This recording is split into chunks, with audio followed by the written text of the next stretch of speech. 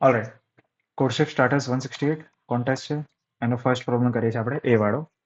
સો bench પ્રેસનો question છે કે ભાઈ શેફ જીમમાં જાય છે અને શેફમાં દરેક સેટમાં જે ફર્સ્ટ સેટ હશે એમાં એક્સ કિલોગ્રામ ઓફ વેટ ઉપાડે છે અને પછીના દરેક સબસિક્વન્ટ એટલે નેક્સ્ટ વાળા સેટમાં એ કેટલા ઇન્ક્રીઝ કરશે? 10 કિલોગ્રામથી વજન ઇન્ક્રીઝ કરશે. તો આપણને ફાઇન્ડ કરવું છે કે થર્ડ સેટમાં એ કેટલો કિલોગ્રામ વજન ઉપાડશે. ઓકે, તો ક્વેશ્ચન એવું કહે છે કે ભાઈ સેટ્સ હોય આપણા જીમમાં, right? This is not set theory. Set theory મેથ્સમાં આવે, આ સેટ થિયરી નથી. Okay, so don't be confused, શાંતિથી વાંચો ક્વેશ્ચનને. સો 3 સેટ છે શેફ જોડે. ફર્સ્ટ સેટમાં એ એક્સ કિલોગ્રામમાં વજન ઉપાડે છે. પછીના જે સેટ્સ હશે એમાં એ 10 કિલોગ્રામ વજન એડ કરી લેશે. એના નેક્સ્ટ જે સેટ હશે એમાં એ 10 કિલોગ્રામ વજન એડ કરી લેશે. તો વિચારવા જઈએ તો ફર્સ્ટ સેટમાં અગર એક્સ હોય તો સેકન્ડ સેટમાં કેટલા હશે? એક્સ પ્લસ 10, 10 કિલોગ્રામ એને એડ કરી દીધું.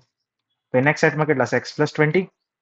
આમાં 10 કિલોગ્રામ એડ કરશું તો 20 થઈ જશે, right? Basic maths, x plus 10 plus 10 equal to x plus 20, right? તો થર્ડ સેટમાં ફાઇનલ વેલ્યુ કેટલી આવી? X plus 20. This is our answer. Example બી લઈ શકો તમે કે માન લો ફર્સ્ટ સેટમાં 100 કિલોગ્રામ વજન એનું જોડે છે, તો સેકન્ડ સેટમાં કેટલો હશે? 110, રાઈટ? અને થર્ડ સેટમાં કેટલો હશે? 120. તો 120 કેવી રીતે આવ્યું? જ્યારે 110માં તમે 20 એડ કર્યું,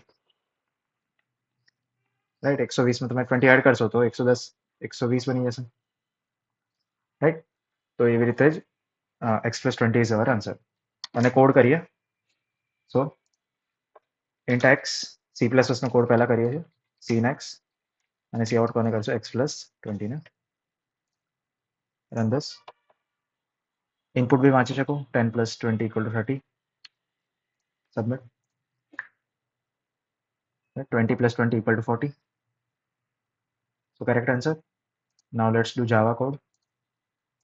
Java. Okay. So Java માં બી સેમ ચીઝ. પહેલા સ્કેનરનો ઓબ્જેક્ટ બનાવવો પડશે ઇનપુટ લેવા માટે.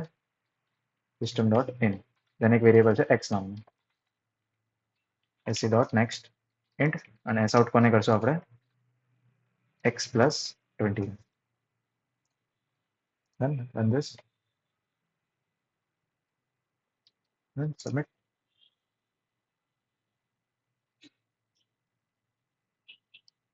Alright, so correct answer. સો શું શીખવા મળ્યું આમાંથી? કે ભાઈ પહેલી વસ્તુ કે માન લો પ્રોબ્લેમ સ્ટેટમેન્ટ તમને કન્ફ્યુઝિંગ લાગે છે, કાં તો કોઈ ખબર નહીં પડતી, કાં તો તમે રોંગ ઇન્ટરપ્રિટેશન કર્યું છે પ્રોબ્લેમ સ્ટેટમેન્ટનું, તો એવા કેસીસમાં આ ઇનપુટ આઉટપુટ જોઈ લેવાનું, તો તમને આઈડિયા આવી જશે કે ભાઈ 10માં આપણે શું કરીએ તો 30 બની જાય, તો કે ભાઈ પ્લસ 20 એડ કરી લીધું. કે ભાઈ 20માં આપણે શું એડ કરીએ તો 40 બની જાય, તો કે પ્લસ 20 એડ કરી લીધું. તો અગર બેઝિક શાંતિથી વિચારશો ઇનપુટ આઉટપુટ, તો બી તમને આન્સર મળી જશે. એટલે બહુ કન્ફ્યુઝિંગ એને કરવાની જરૂર નથી, રાઈટ? તો સિમ્પલ ક્વેશ્ચન હતો, 20 એડ કરવાનો હતો, that's it, right? Moving on to the next question. Second question કરીએ પછી. Okay, bye bye.